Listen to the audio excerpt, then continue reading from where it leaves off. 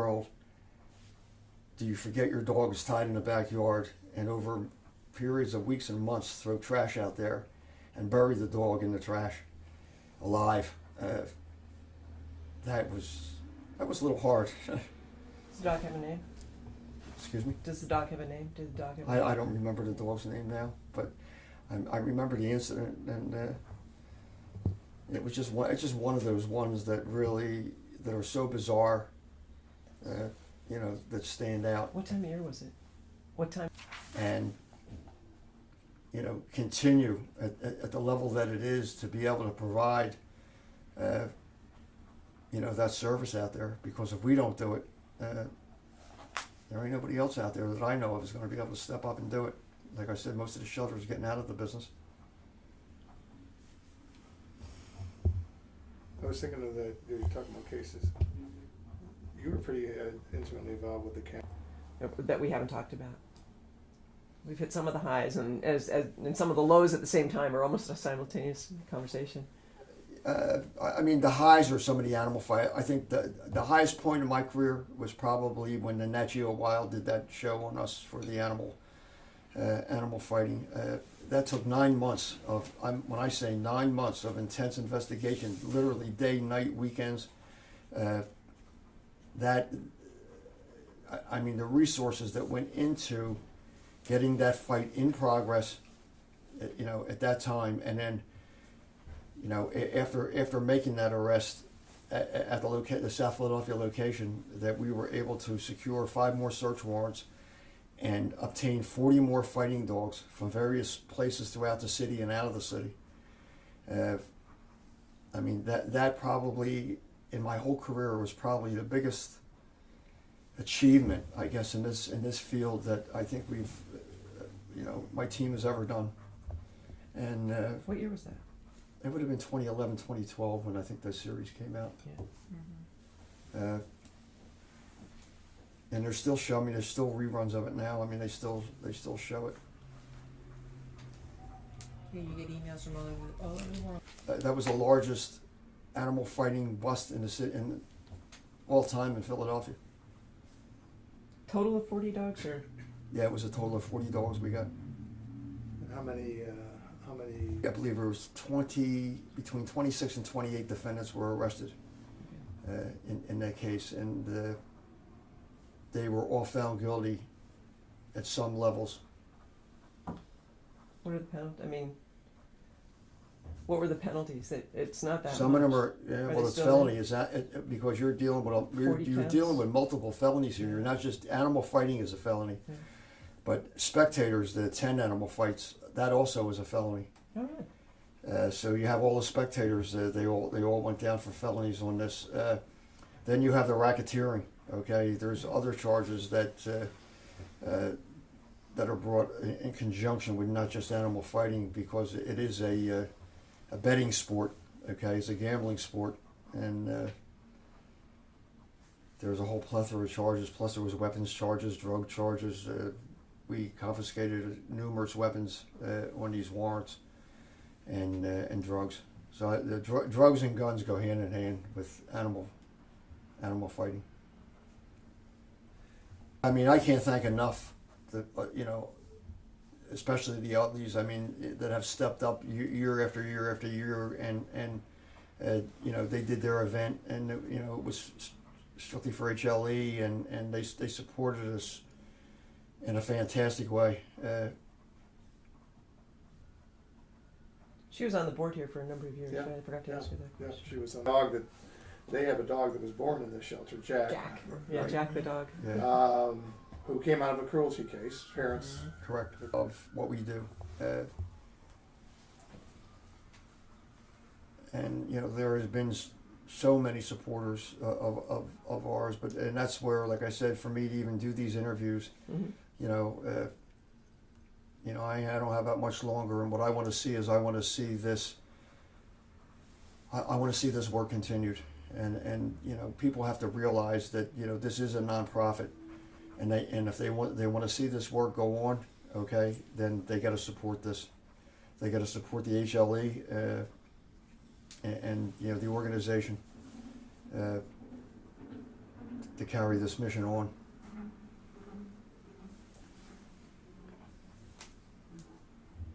Let's talk a little pretty. Yeah, I'm on Horrible. stage 4 with this, so I don't have, you know what I'm saying? Yeah, I do. Yeah. If I get a couple of months, I think I'll be a very lucky person.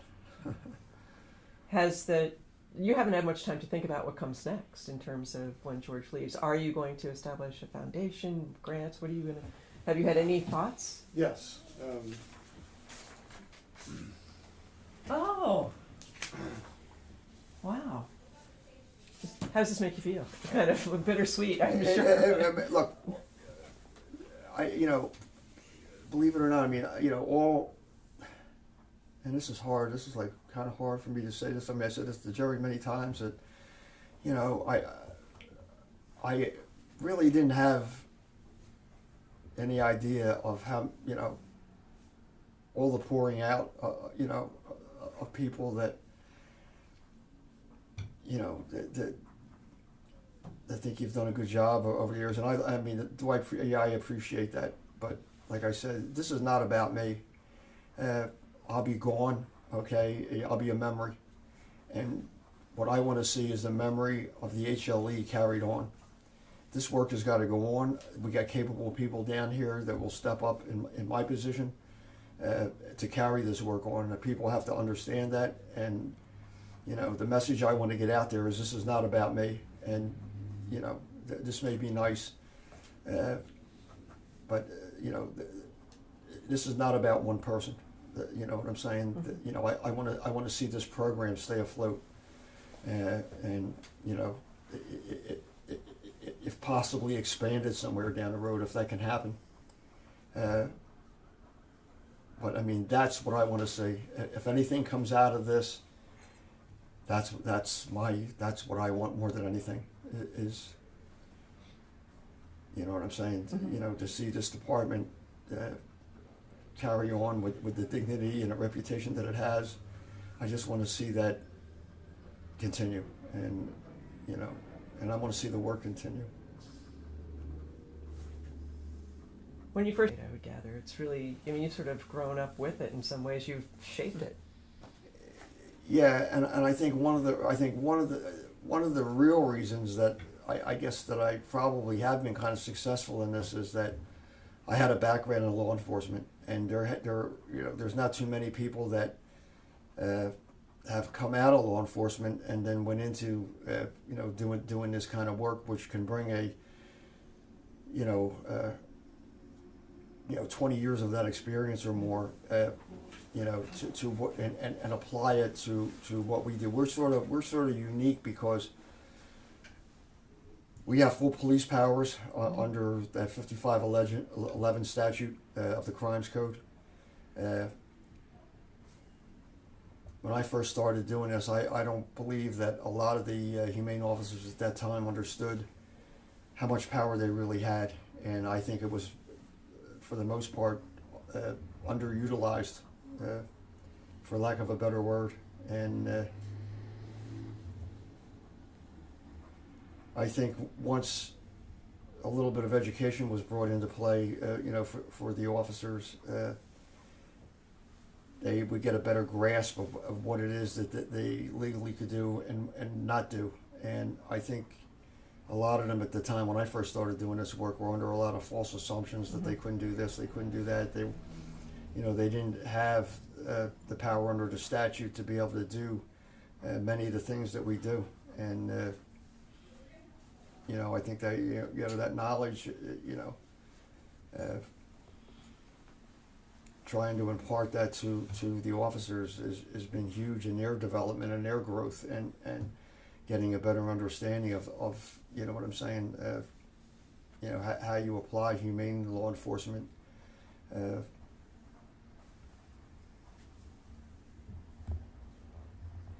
Sort of off the record. Okay. Okay. Yeah. I did when I was at Women's. That Yeah. was sort of the basic philosophy to try to get retired officers to come on board. Yeah.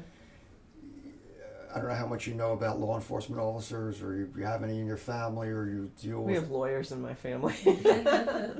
But Most police officers, whether Yeah. it be municipal or state, when they put 20 years in, Yeah. okay, and you know they've seen so much on the street. I think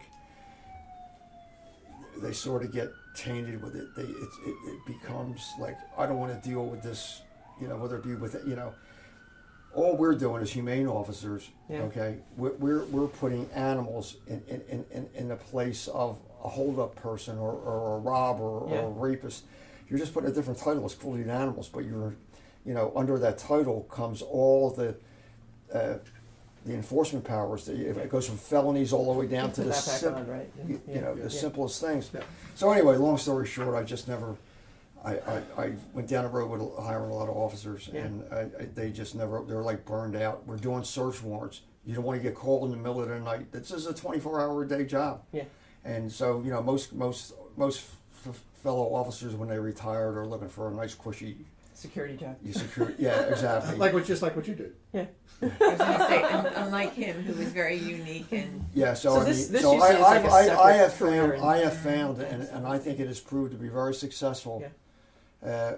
And we started to model it here, Uh-huh. where we actually went to the colleges and started recruiting like the police do for people with that are going through and their major is criminal justice, Oh, okay. to sort of grab them up and you know what I'm saying, and have them come here first, especially if they're animal lovers. Okay. And we've been very successful with that. And I've got a lot of good recruits, a lot of experience in animal control that have a lot of experience with rescue. You find that they're a little bit more enthusiastic, and they can be trained, you know, trained in the laws and how to apply, you know, the cruelty laws to what they see out there, and you know, and do it legally. We have a young officer. And it's just the officers.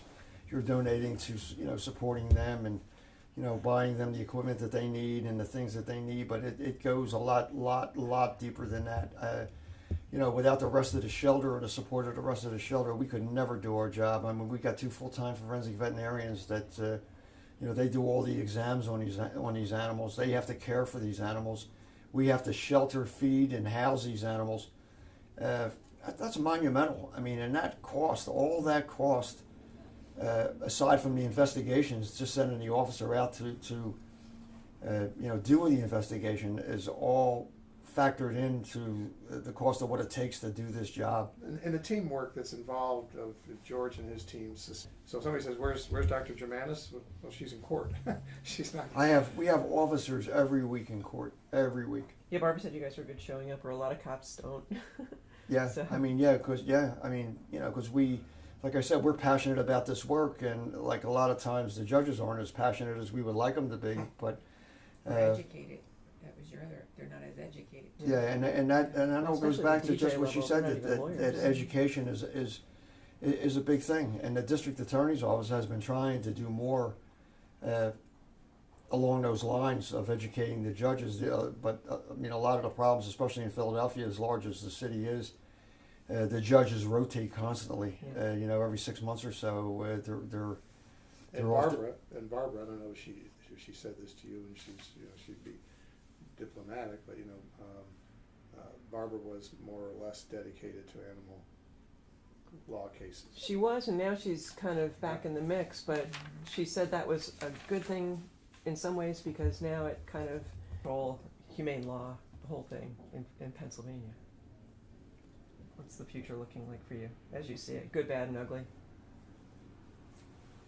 Well, like I say, you know, when you see, you know, a lot of the organizations going out of the business, that's a little scary to me. And that's why I'm so passionate about, you know, making sure that our organization, or trying to do my part, that, you know, to keep this program here afloat. Because, like I said, I don't know who would step up to do this work. I don't see it. I don't see any. I haven't seen no municipalities stepping up. I haven't seen the state step up, to do this. So it's a little scary. It really is a little scary when you see the trend and you look at other organizations and where they're trending to, in this work. So That's your biggest. That's why this is What, That's why it's like I said. It's not about me. It's not about my career. It's about keeping the program going and people understanding what it takes to keep this program going. You know, it isn't just the law enforcement part of it. There's so many other aspects to it that, you know, that it takes, you know, to make these cases, to make these cruelty cases in court. Right, we have about $10 million budget. 10 million? 10 million. And- For, not for HLE, for No, the whole but thing. I was I'm gonna getting- say, whoa. I'm getting to that. I mean, you guys are unique, and I totally sympathize. Law enforcement Yeah. compared to like what you're talking about, EMTs and you know, the ambulance service, you know, that kind of thing. The funding to keep a program like this afloat is Oh, the funding. way over what you know what it would take to fund an EMT or you know organizations like that. You know, a lot of times, especially now with you know, even the Philadelphia Fire Department now. I mean, you know, we pay taxes to have you know, rescue squad come out to your house and that kind of thing. But Yeah. now they're charging. Well, It's yes, $500 to have a rescue squad. I know because I just had ambulances coming to my We house. live out in the suburbs. Officers and George himself in classrooms. You know, I think you know if you go into a classroom, the only thing if you go into a classroom with a dog, you get immediate attention. If you go into a classroom with a dog and a police officer, you really get their attention. Of these kids, especially today, you know, when they're in high school and elementary school coming up. I mean, especially now in this day and age. I mean, that's what you need to do. I mean, that's where you're going to, you know, that could literally put a stop to a dogfighter's career right there. That, you know, maybe thinking down those, you know, thinking in those terms, you know, down the road when he sees his uncle or his older brother or whatever involved in that kind of activity. Yeah. And so, you know, all that goes hand in hand. It is such a big piece of the puzzle that Yeah, for us, what we look at it, the public about what we do and you know what it costs to do that kind of work. Mm-hmm. Because in a perfect world, you'd love to see. 9 years going into the 10 years, that you Right. would see the calls diminish. Mm-hmm. You would see the severity of the calls diminish to some point, and you know, I mean, I really haven't seen it. so, but we, you know, again, we have. Yeah. So he keeps a scrapbook Oh, does he really? of the major cases Your major I case book? apologize that, for that my we. There's Ren, there's Blue, there's so That's wonderful. That's yeah, it's great. kind of fun. So there's a colony in Manioc that's now shrunk dramatically. Oh, that's So good. anyway, Well- anything else? Well, why don't you check your notes, Will? I mean, we have, and if you need any.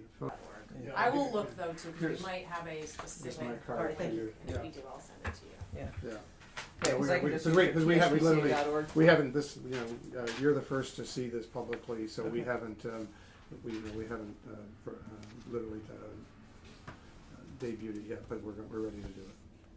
And, What are we clapping? Clapping. We're not high fiving. Oh, there it is. Yeah, this is great.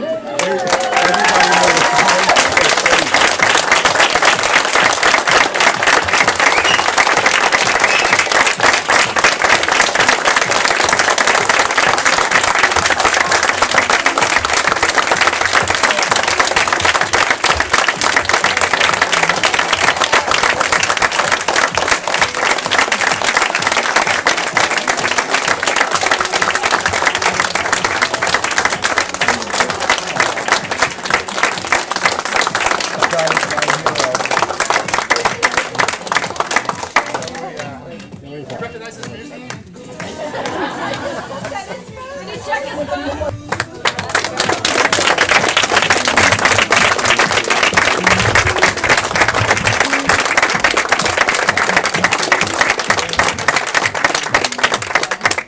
do some steps, George. Do some steps. Oh my God. Thanks so much. I don't know what to say. Do some steps. Do that, she saw. Do some steps. Just a step, right? Yeah, you're right. I wish I feel like this is one step. Oh my God. I can't. Oh my God, even.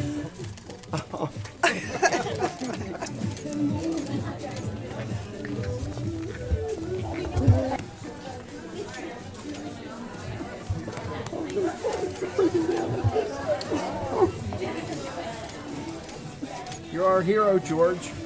You're our hero, buddy. Big tough guy. You know what I'm saying? You are a big tough guy.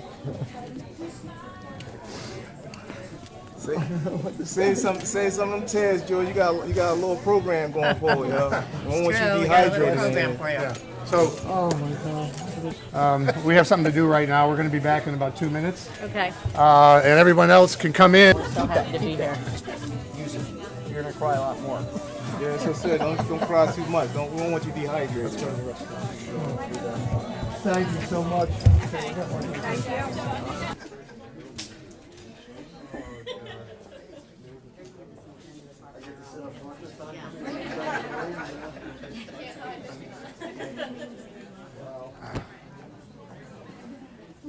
Well, good afternoon, everyone.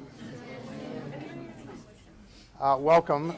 We're delighted to have everybody here. This is very unusual for George to be sitting up front.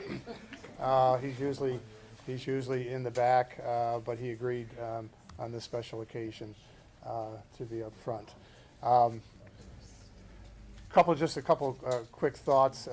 We are grateful for all of our current employees, board members who have come, as well as some former colleagues who I guess are never completely former colleagues, but we're very happy to have Wendy here and Amy, Kathy Giles as well.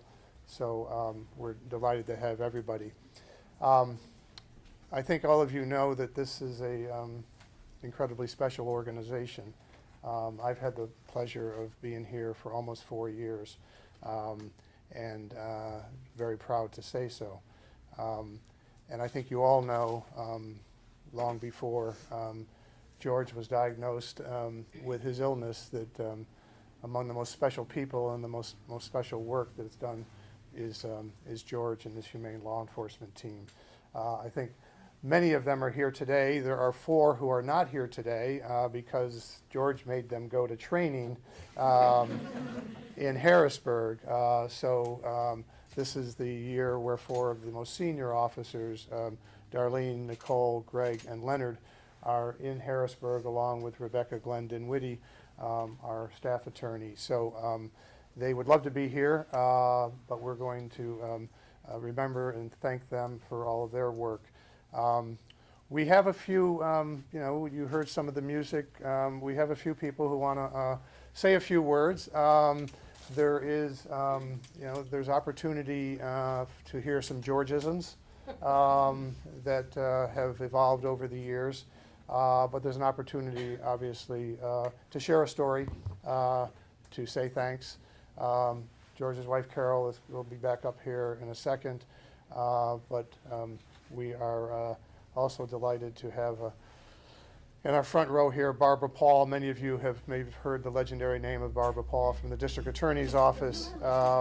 She not only has been a longtime colleague of George's in many ways, but she's also a very close friend. So we welcome you as well.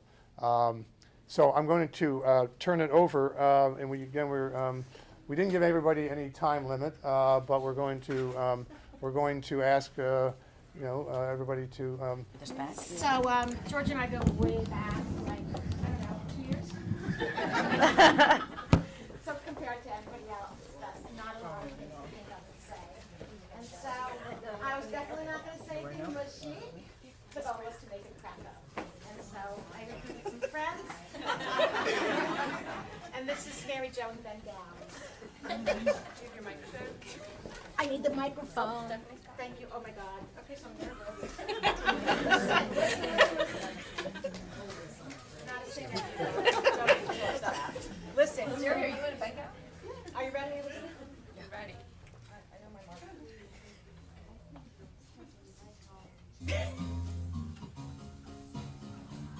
Can you have it louder?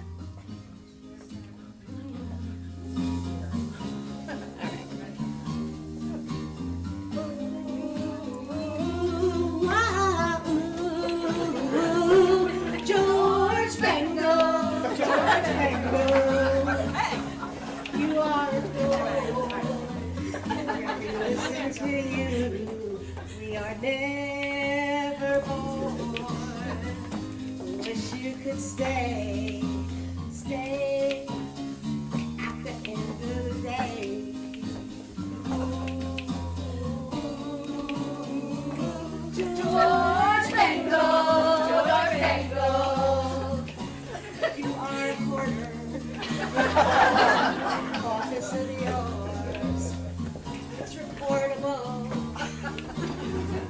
You better get in there. What is with the sound? Clean it up. Is it getting louder?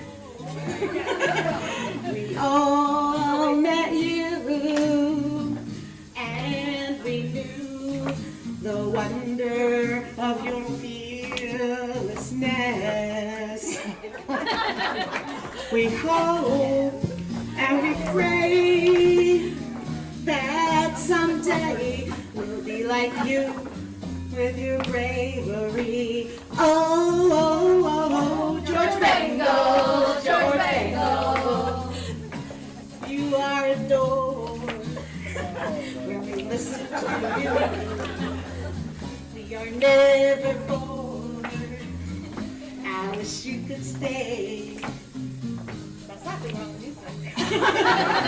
We all met you, and we knew that's the wonder of your fearlessness.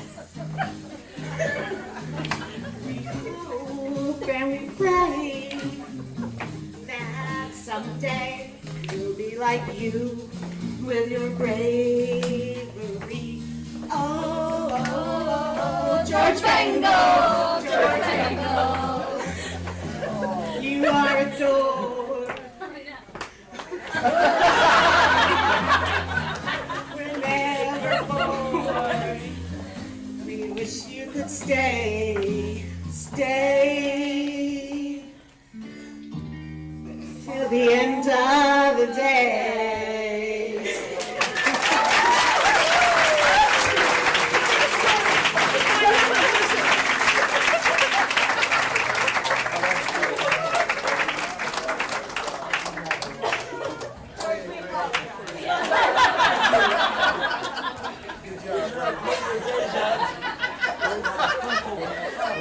All right, so let's do this. So this is Wayne Smith. Yeah, for those who don't have, who I haven't high-fived in the hallway. What's going on, sir? How you doing there?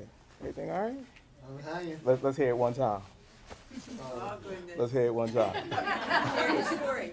Go I ahead, said, go ahead. Wayne, George's blood pressure's really dropping. We have a problem. Can you do something about it? Yes, We're definitely. on the Come, problem. come in with my hat like, turn my hat to the side. Blood pressure goes straight up. I said, don't tell me you're walking around with that hat like Like that. a, Please take his blood pressure, because I think we'll have it up now. all right, I wrote some stuff down. I mean, I'm trying to do this the best I can without crying. All right, so everyone, I'm gonna try to keep this short because pretty much everything I'm about to say I already said to this man 1,000,000 times, and they're not giving me a lot of time. And my man Jerry provided lunch, so I'm not going to be long at all. All right, so I received an email a few days ago. Just asked me, did I have any funny stories about George? I got millions. Anybody that worked with George had millions too. And the man has a great sense of humor. Like you can't ask for a boss that has the sense of humor he has, the laser beam focus of trying to stop cruelty, not just in Philadelphia, but anywhere that comes. He get calls from all over the United States asking him his opinion on what should we do. So this is all over the world. He gets emails and stuff. The mental story, the stories that I would tell. Well, I know he still owed me $13. That's for sure. That's. He let me fall from a telephone pole one time. Don't ask me about it. He had a completely different story about me falling. And the other thing, everyone knows this, I'm pretty sure this man has more shoes than me. I'm almost positive. Yeah, I'm almost positive, yeah. So working at the SVCA, for thinking about 13, 14 years, I've come in contact with so many different people, but with all having the same mission.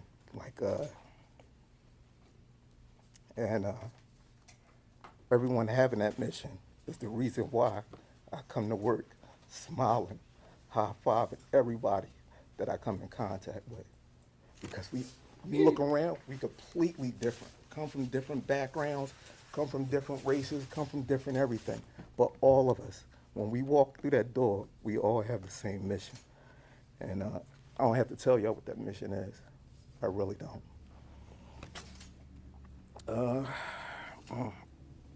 I ain't gonna make this sound like a eulogy, because my man is right there, and he's still fighting. And also, I already told you, I'm getting married in 10 years, and I'm gonna need you to be my best man. George and his wife, George and his beautiful wife, Carol, they're